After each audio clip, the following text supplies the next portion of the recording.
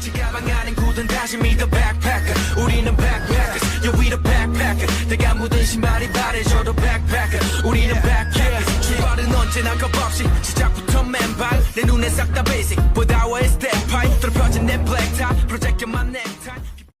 Halo guys, perkenalkan nama saya Meliana Saputri dengan NIM 2024062063.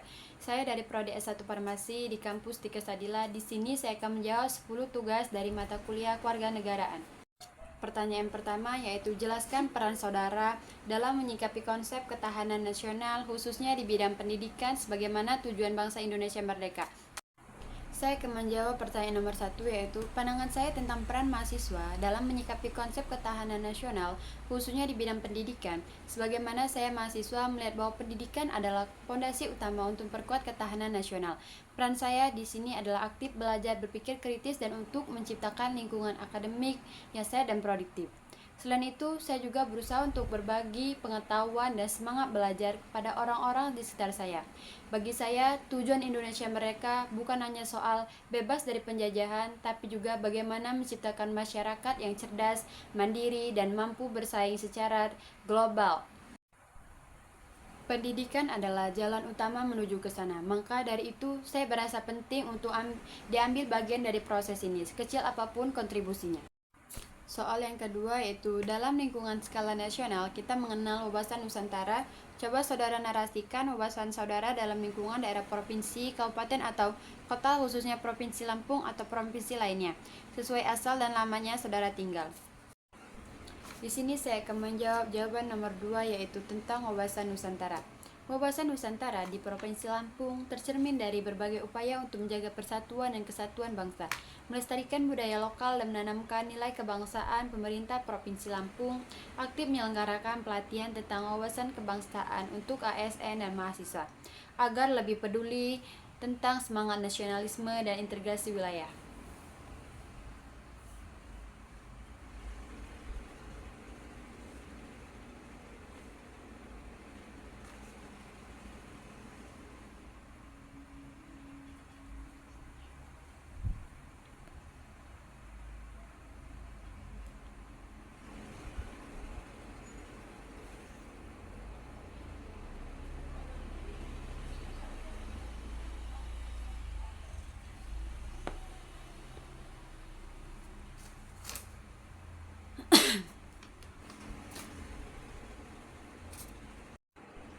Menurut saya itu kesetaraan wanita Soal yang ketiga yaitu hak asasi manusia di Indonesia sebagaimana dalam konstitusi kita melindungi seluruh tumpah darah Indonesia. Coba saudara terangkan tentang hak-hak wanita dan anak dalam Undang-Undang Republik Indonesia tentang hak asasi manusia.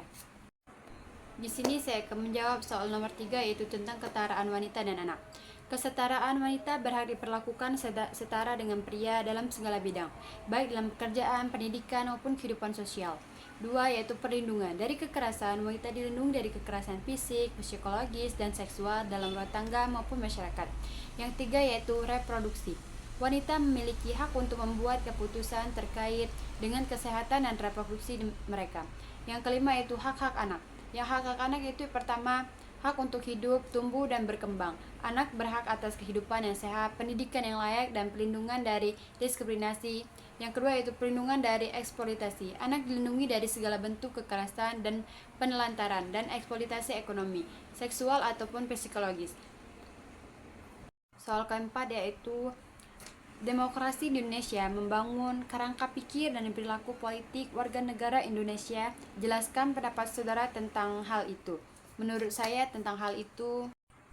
saya yaitu demokrasi di Indonesia membentuk cara berpikir dan perilaku politik warga negara dengan mendorong keterlibatan aktif dalam kehidupan berbangsa dan bernegara. Lewat demokrasi, rakyat diajak untuk kritis berpendapat, memilih pemimpin secara langsung, serta ikut mengawasi jalannya pemerintahan. Ini membangun kesadaran bahwa setiap warga punya hak dan tanggung jawab dalam menentukan arah dan bangsa Indonesia. Terlanjut dengan soal yang kelima yaitu jelaskan hak dan kewajiban warga negara Indonesia yang diatur dalam Undang-Undang 1945.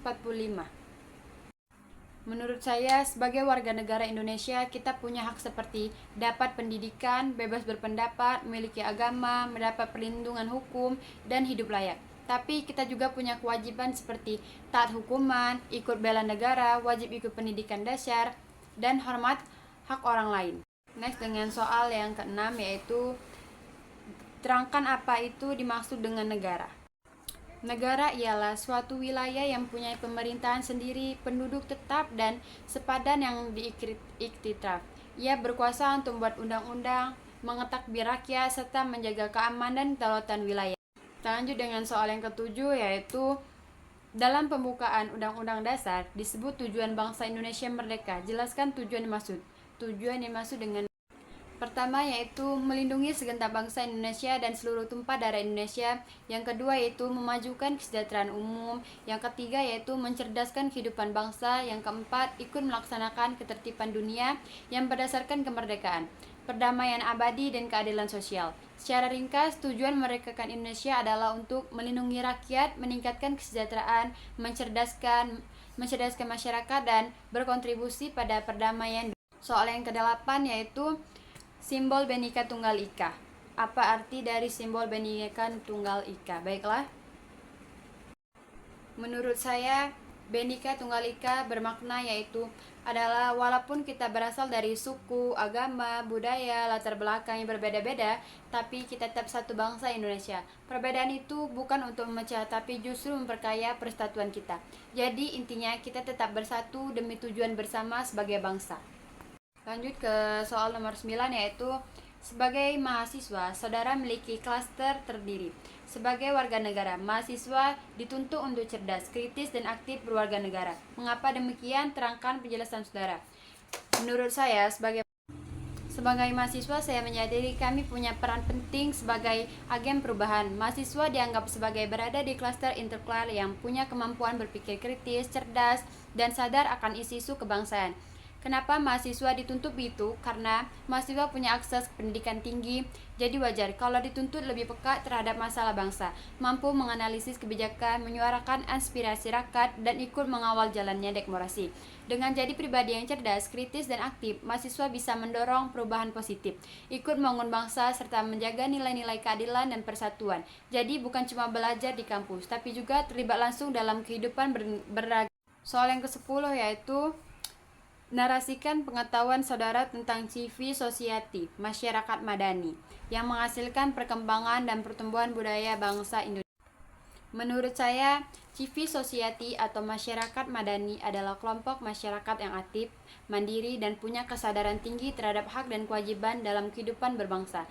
Mereka sering terlibat dalam kegiatan sosial, pendidikan, lingkungan, dan demokrasi. Perbedaan masyarakat madani membantu memperkuat budaya gotong royong, toleransi, dan partisipasi aktif dalam membangun. Ini mendorong lahirnya budaya politik yang sehat dan mempercepat perkembangan bangsa Indonesia secara lebih adil dan beradab. Sekian dari saya. Itulah jawaban saya dan pendapat saya tentang soal-soal yang ada di atas. Cukup sekian dari saya.